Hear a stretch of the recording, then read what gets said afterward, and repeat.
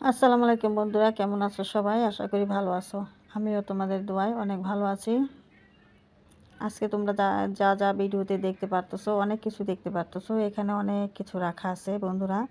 তো এই যে ভিডিওতে যা যা তোমরা দেখতে পারতেছো, এই সমস্ত কিছু দিয়েই আমি কিন্তু একটি কিচেন কম্পোস্ট বানিয়ে নিব। আর এই কিচেন কম্পোস্টটা গাছের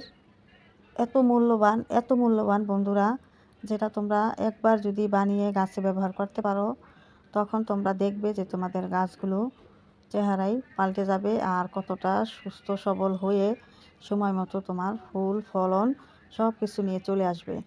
এত এত মূল্যবান এই কিচেন কম্পোস্টটা বন্ধুরা, এটা আমার কোনো মন গড়া কথা নয়।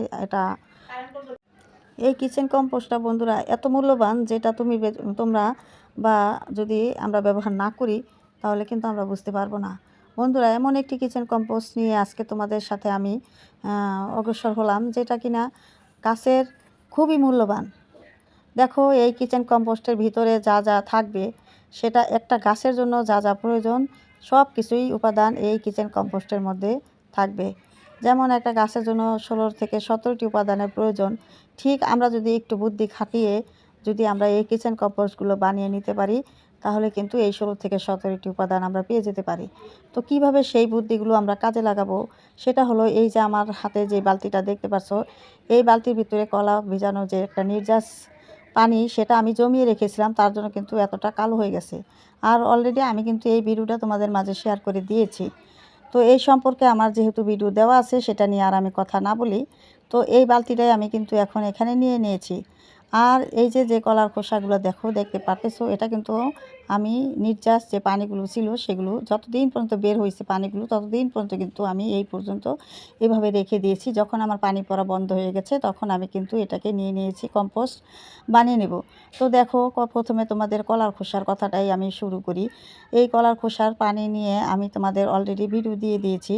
তো দেখো, এই কলার খোসাটা কতটা কাজে লাগে, এর পানিটাও কাজে লাগতেছে, আবার এর যে পচানো যে খোসাটা রয়ে গেছে সেটাও কিন্তু এখন কাজে লাগিয়ে দিব। এই কলার খোসাটা কিন্তু কোনো রকমের কিন্তু তোমার ফেলানো জিনিস নয়, একদম গাছের জন্য পুরোপুরি একটি চাহিদা অনুযায়ী একটি খাবার। তো কলার খোসা আমরা অনেকেই কিন্তু ফেলে দিই, আসলে এটা খুব উপকারী একটি জিনিস। তো এইভাবে কলার খোসা, ডিমের খোসা, তারপরে সবজির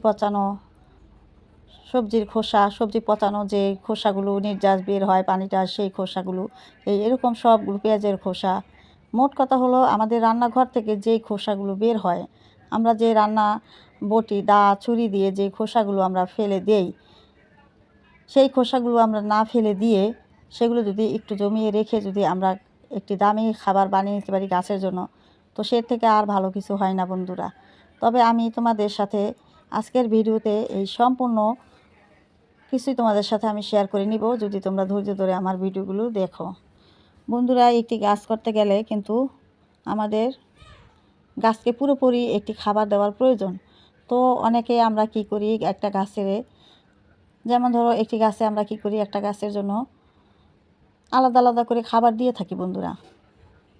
তো দেখো বন্ধুরা, আমি যদি একটা কম্পোস্টের ভিতরে সব ধরনের উপকরণ পেয়ে যাই, আরামদায়কভাবে আমি একটু সময় বাঁচিয়ে কিন্তু আমি বাঁচিয়ে নিতে পারি, করে নিতে পারি একটি বাগান।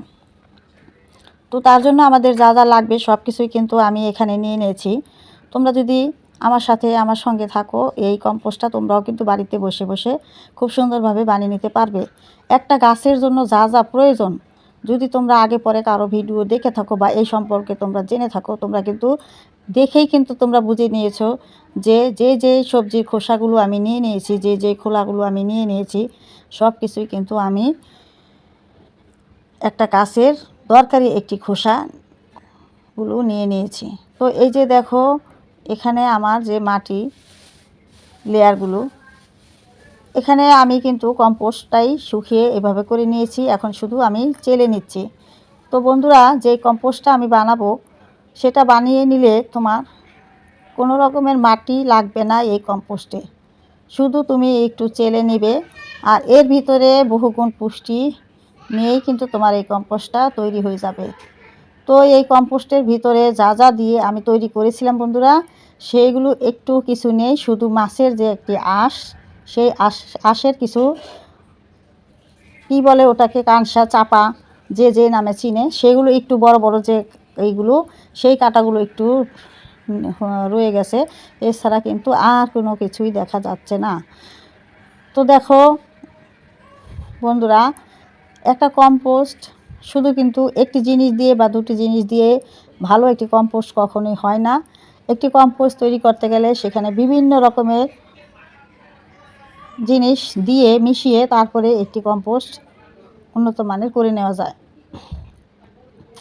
তো দেখো বন্ধুরা, আমি কম্পোস্টটা ভালো করে রোদে শুকিয়ে যেভাবে চেলে নিলাম, কারণ এর ভিতরে বিভিন্ন রকমের মাছের আঁশ, বিভিন্ন রকমের সবজির খোসা, বিভিন্ন রকমের মানে যা যা আমি মিশিয়েছি, পেঁয়াজের খোসা, সব কিছু দেখো মজে গিয়ে শুধু মাছের যে যে চাপাগুলো রয়ে গেছে সেগুলো একটু কিন্তু এখনও মজা নেই, সেগুলো একটু একটু দেখা যাচ্ছে। এছাড়া কিন্তু আর কিছুই নেই, আর সব কিছু কিন্তু আমার মিশে গেছে। তো আজকে এরকমই একটা কম্পোস্ট আমি তোমাদের সাথে শেয়ার করে নিয়েছি বা নিতে যাচ্ছি। তো বন্ধুরা দেখো, এই যে কম্পোস্টটা, এটা কিন্তু সম্পূর্ণই আমার আলাদা একটি কম্পোস্ট। এটা গাছের জন্য অলরেডি আমার একদম রেডি হয়ে গেছে। যদি এই কম্পোস্টটা আমরা এখন গাছ বসিয়ে দিই, যে কোনো 1 মাসের বা 15 থেকে 20 দিনের একটি চারা বসিয়ে দিই, এখানে কোনো রকমের মাটি অ্যাড করতে হবে না, এর সাথে কোনো রকমের গোবর অ্যাড করতে হবে না, এর সাথে কিছুর প্রয়োজন নেই, শুধু জাস্ট এই মাটির ভিতরেই শুধু চারাগুলো বসিয়ে দেওয়া যাবে। তবে হ্যাঁ, একটি কথা তোমাদের বলি বন্ধুরা, এর ভিতরে কিন্তু কোনো রকমের বীজ বসানো যাবে না। শুধুমাত্র যেগুলো 15 থেকে 20 দিনের চারা, সেই চারাগুলো বসানো যাবে। কোনো রকমের বীজ বা বিচি এখানে বসানো যাবে না, বোনা যাবে না। তবে এর সাথে যদি আমরা বীজ বা বিচি বোনাতে চাই, তো সেখানে কিন্তু অবশ্যই আমাদের কিছু মাটি আলাদা করে নিতে হবে, কারণ এটা বহুগুণ শক্তিশালী একটি কম্পোস্ট। তো এটা দেখো আমি কিছুদিন আগে বসিয়েছি, তো এটা পুরোপুরি এখনও হয়নি, আমি একটু খুঁচিয়ে দিচ্ছি, উল্টোপাল্টো করে দিচ্ছি, যাতে করে এর ভিতরে অক্সিজেনটা চলে যায়। তো বন্ধুরা, এই সারটা কিন্তু আমরা খুব তাড়াতাড়ি করে দ্রুতভাবে বাড়িতে বসে বানিয়ে নিতে পারি। তবে আজকে আমি তোমাদের এই সারটা যে আমি বানিয়ে নিয়েছি সেটাই দেখালাম। এটা আমি তোমাদের সামনে অন্য একদিন অন্য একটা ভিডিওতে তুলে ধরবো, কীভাবে তোমরা মাছের আঁশ দিয়ে, পেঁয়াজের খোসা দিয়ে, ডিমের খোসা দিয়ে বানিয়ে নেবে এই সারটা। আর আজকে আমি তোমাদের যেটা দেখাবো সেখানে শুধু তোমাদের ডিমের খোসা, পেঁয়াজের খোসা, কলার খোসা, বাদামের খোসা, বিভিন্ন রকমের খোসা, সবজির খোসা, মোট কথা হলো রান্নাঘর থেকে যে খোসাগুলো আমাদের বের হয়, সেরকম একটা কম্পোস্ট তোমাদের সাথে আজকে শেয়ার করে নিব। তো দেখো বন্ধুরা, আজকে কিন্তু মাছের আঁশ থাকবে না আমার কম্পোস্টের ভিতরে, তো এটা আমি আগে করে নিয়েছি, সেটা একটু তোমাদের সাথে আমি তুলে ধরলাম। তো এরকম বিভিন্ন কম্পোস্ট আলাদাভাবে কিন্তু আমরা করে নেই বিভিন্ন রকমের খোসার দিয়ে। যেমন আমি আজকে যেটা দেখাবো, এর ভিতরে কিন্তু প্রচুর যে পরিমাণ গাছের ফুল ফলন, গাছের বৃদ্ধি হবে, সেটাই আজকে, সেই কম্পোস্টটাই আজকে তোমাদের সাথে শেয়ার করে নেব।